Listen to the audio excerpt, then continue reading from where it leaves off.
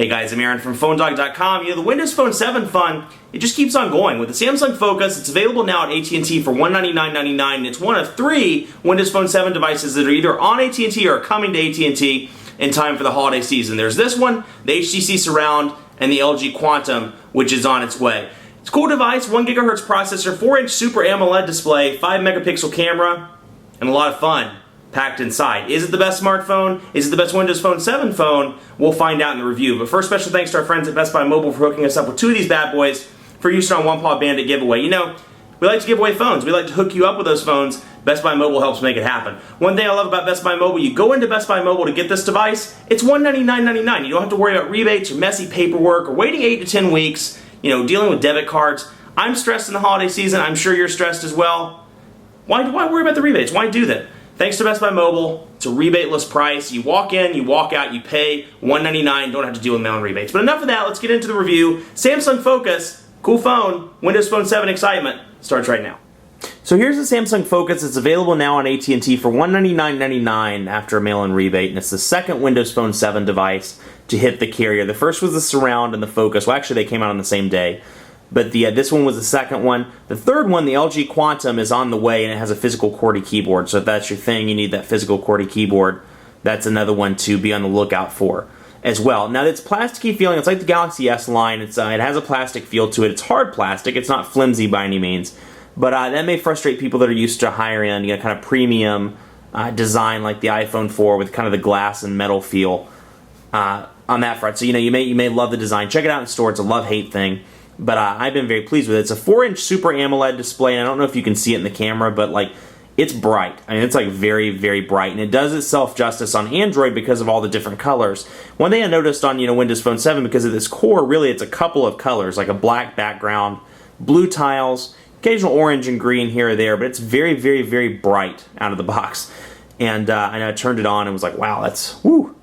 That's really bright. Typical applications are pre-installed on this one. AT&T Family Map, AT&T My Wireless, Navigator, Radio, UVerse Mobile. And the typical Windows Phone 7 stuff, calculator, calendar, camera, Hotmail, Xbox Live pre-installed, Internet Explorer for your browsing, Marketplace, Office pre-installed, and then Samsung has what they call the Daily Briefing, or Now, which is what it's listed as in the menu here. You can see, jump into that, it's like the Daily Briefing stuff on Android, on TouchWiz, where you pop in here, you can check your weather, you can check news, stocks, all from one page. So you don't have to go into the Weather Channel and go into AP Mobile and then go into Yahoo Finance or anything like that. You can auto-check those from that application. But I'm jumping ahead of myself. Let's have a look at the design here. 3 buttons on the bottom, the typical back, home, and search. Left side, volume rocker. Right side, power button on the top left. On the bottom left, you have your camera shortcut button. And then on the top, you have your 3.5mm headphone jack and your micro USB charging port. Now, this is on the Galaxy S line, and I love this. The sliding door that keeps the dust and such out of the micro USB charging port. Nice touch there, and carried over to the Windows Phone 7 devices. 5 megapixel camera with a flash on the back. Then you can see the battery door. It's kind of a sloped battery door and slopes up at the end here. And your microphone is on the bottom. Now this is what it looks like for the most part out of the box. I've changed some of the icons around, but out of the box this is what it looks like. The tiles are there, and you know, the interesting thing about Windows Phone 7, as I've said before, you can't change the tiles. In other words, you know, if I wanted my messaging tile to be a rectangle instead of a square, I can't do that. It's out of the box. The calendar is a rectangle. The messaging is a square. It's predetermined. Perhaps in the next version of Windows Phone 7 we'll see that option, but right now there's no way to say, hey, I want my messaging to be a rectangle so I can see the messaging or my text messages on the screen. It's all very very dependent on the actual program. So typical Windows Phone 7 stuff, as I said. Let's take a quick look at messaging just to give you an idea of what's different there. Now here's your conversations. You can see Windows Phone already here. And then the transition effects, it's a 1 GHz Hummingbird processor in this device. So similar to the Snapdragon-equipped Windows Phone 7 devices. Very quick on the transitions. And I've been pleased on that front. And all across the board, the transitions are very fluid. They're very pretty in Windows Phone 7. And despite that lack of multitasking, they're very fast. I mean, it's buttery smooth. So this is a read-only message, but let's do a test text message here, for example. And we'll do, hello, how are you? So you saw that it auto-corrected my HAL And you can see, even on a 4-inch display, I've been working a lot with the HD7 in some comparison tests over the past few days. I'm used to that 4.3-inch display. And even that 0.3 inches makes a difference. The keyboard here is great, don't get me wrong, but and you can use it in landscape mode as well. But coming down, it's a little bit smaller, but the display is just absolutely gorgeous. The camera's not doing it justice. That black in the background is so black.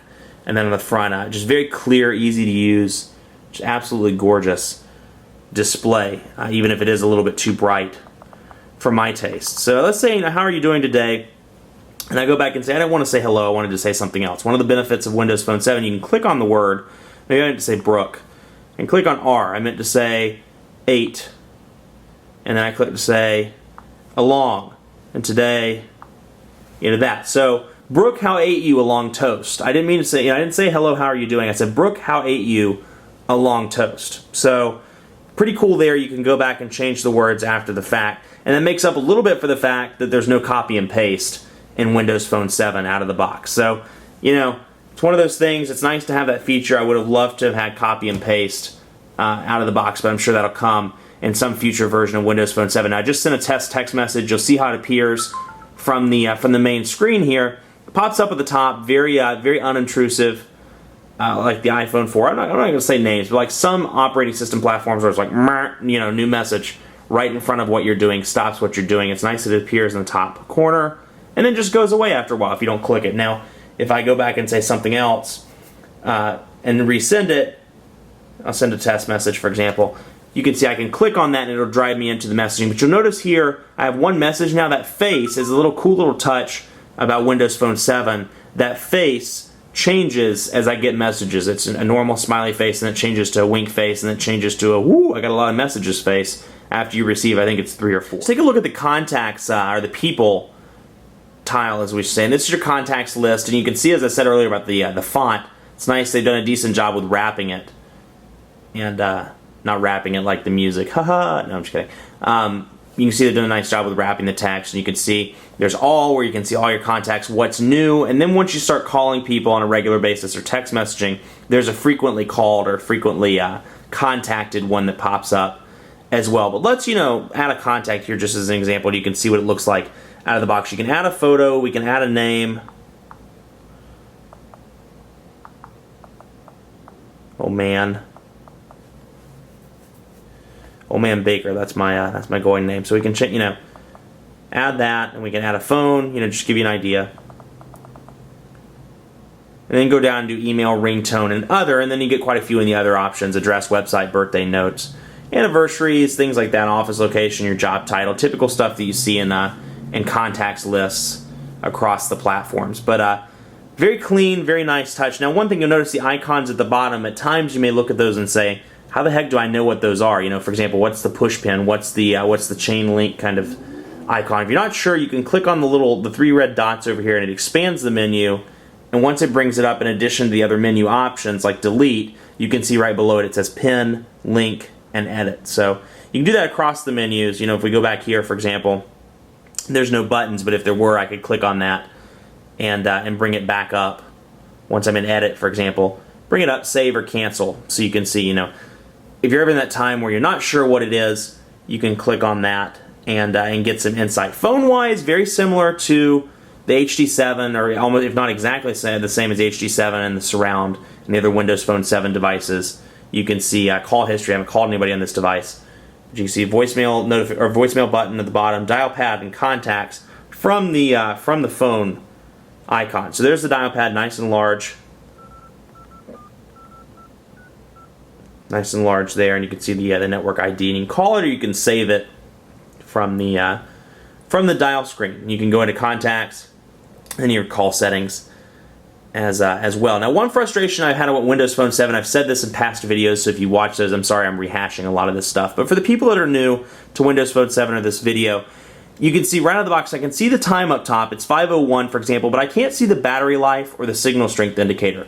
It's pretty easy. I just drag and drop, and it brings it down. But the frustration is there's no way to keep it there. There's no Windows Phone 7 option in the settings to keep it on the screen. You'll notice after a few seconds it'll slide back up. See? Just slid back up. And anytime I want to check it, I have to keep sliding it down, wait for it to go back up, slide it down again. So it's a little bit frustrating there, you know, to because I'm the type of person, you know, some people it's a love-hate thing. Some people love to see it, some people don't, but I prefer to see at all times what my battery is like, and if I need to charge. So, you know, for a person like me, I can't see that unless I'm in certain apps, like the call or like the phone app or something like that. So, kind of a frustration, not a deal breaker by any means, but I was a little annoyed by that. Let's have a look at the email app just to give you an idea of what it looks like. I have no messages in this Hotmail account, but you can see this is what it looks like. You have the option of scrolling over. Now, when you see the big font at the top like that, just scroll over through unread, urgent, all.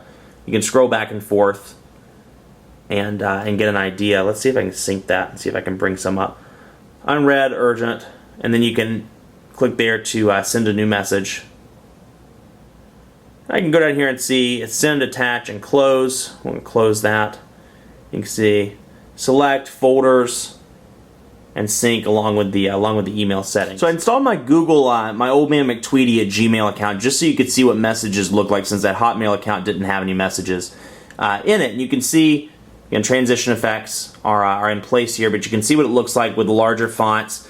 And let's say, for example, let's go to Google Buzz, important information. See what it looks like. It's a very clean look. Again, swipe down to see the signal strength indicator and battery life. But very clean, nice font, and the Super AMOLED display really does it justice. Absolutely beautiful. The colors look good. Again, transition effects are very smooth. Now, if you find a picture, or find an email rather, let me see if I can find one like Google Voice. See if I can find one that has some images in it. It looks like I don't have one, but maybe Blur has images. Yeah, here we go. Download pictures. We'll click on that, and then it will download the pictures in the account. And it'll tell me, you know, show the pictures and show things like that. So pretty clean, looks good. Maybe a frustration for some, like Blur service at Motorola. You know, if you don't know who it's coming from, it MOT is all it says. It doesn't allow you to scroll over and see any more after that. Not a frustration to me. I think it's actually very clean, very good looking.